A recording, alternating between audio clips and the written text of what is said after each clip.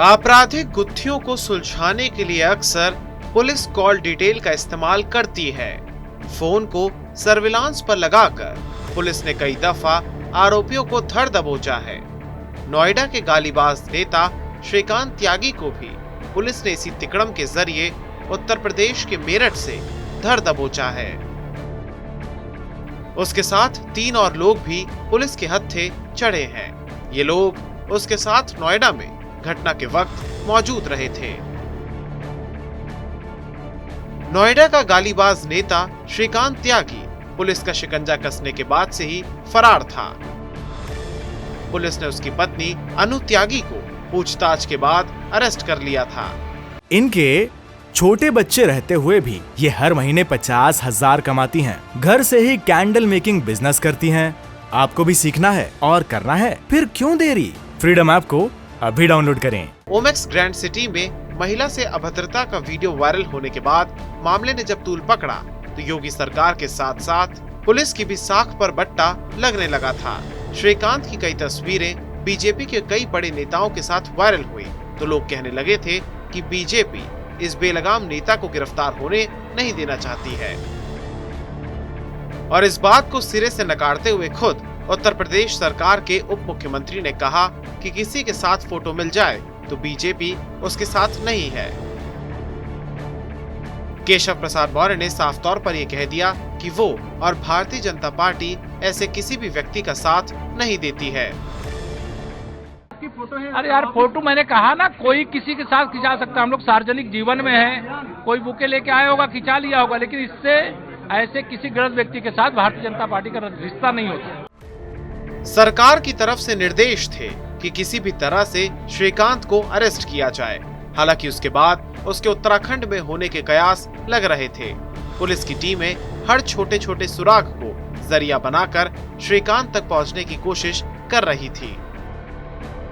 आरोपी श्रीकांत मेरठ में किसी नजदीकी के यहाँ छिप कर रह रहा था। उसने एक गलती की और पकड़ा गया।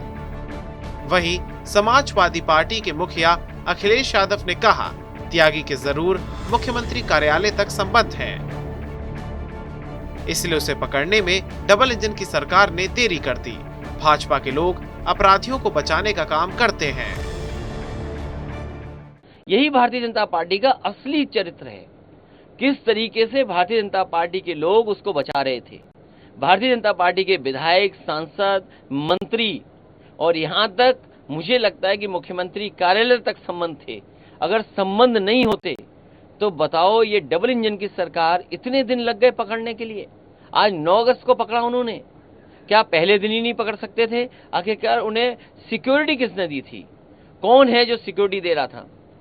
और उसका इतिहास अगर उठा करके देखोगे, लखनऊ से लेकर के दिल्ली और दिल्ली से लेकर के नोएडा और वेस्टर्न यूपी में भारतीय जनता पार्टी के बड़े बड़े नेताओं से उनके करीबी संबंध थे। पुलिस ने उसके उन नंबरों को सर्विलांस पर लगाया था जिनसे वो अपने नजदीकी लोगों के साथ संपर्क में था। ऐसे ही एक नंबर से उसने अपनी पत्नी से संपर्क साधा तो पुलिस को उसकी लोकेशन का पता लग गया। उसके बाद एसटीएफ की टीम ने धावा बोलकर उसे धर दबोचा। उसके साथ 3 और लोग पकड़े गए हैं। ये सभी श्रीकांत के साथ ही बताए जाते हैं। इनमें से 2 बाउंसर हैं। फिलहाल श्रीकांत त्यागी की पत्नी अनु त्यागी ओमेक्स ग्रैंड आ गई है। ऐसा बताया जा रहा था कि पत्नी को श्रीकांत की जानकारी थी, इसलिए पुलिस उन्हें लेकर गई थी। श्रीकांत त्यागी के पैतृक गांव सिहानी गांव में भी पुलिस ने दबिश दी थी। इसके बाद श्रीकांत त्यागी के परिजन काफी परेशान हैं। वहीं श्रीकांत के ताऊ का कहना है कि श्रीकांत त्यागी ने जो किया है वो गलत किया है, उसे सरेंडर कर देना चाहिए। श्रीकांत के ताऊ ने एक चौंका देने वाला बयान भी दिया है। श्रीकांत त्यागी के ताऊ ने कहा कि अगर श्रीकांत कानून का साथ नहीं देगा तो उसका अंजाम विकास दुबे जैसा हो जाएगा। श्रीकांत त्यागी के पैतृक आवास पर सन्नाटा पसरा हुआ दिखाई दिया। परिजनों ने बताया कि श्रीकांत त्यागी यहाँ लंबे समय से नहीं आया है, बल्कि उसे यहाँ आए हुए इतना अरसा हो गया है कि उसे गांव में अब कोई पहचानता तक नहीं है। वो यहाँ से बचपन से रहेगा, उसका तो यहाँ कोई मतलब भी नहीं, तो जानता भी कोई नहीं यहाँ पे। कोर्ट में तो चला जाना चाहिए। अब तो पुलिस छोड़ देगी ना, उसे मारेगी। हाँ, देर बाद अगर गलत करा है विकास दुबे बन गया ये अब। हाँ, ये अब विकास दुबे सबको पुलिस की जब नौकरी जाएगी, हाँ, इसको छोड़। हाँ। अपने खुद के पैतृक गांव में जहां श्रीकांत त्यागी को कोई नहीं पहचानता है, वहीं श्रीकांत त्यागी के समर्थन में त्यागी समाज आ गया है। मेरठ में सड़क पर महापंचायत हुई, जिसमें श्रीकांत त्यागी को न्याय दिलाने के लिए साथ आने की अपील की गई।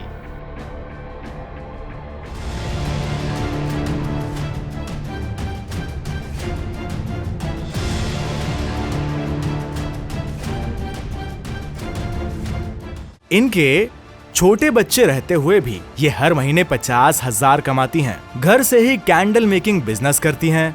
आपको भी सीखना है और करना है, फिर क्यों देरी? फ्रीडम ऐप को अभी डाउनलोड करें।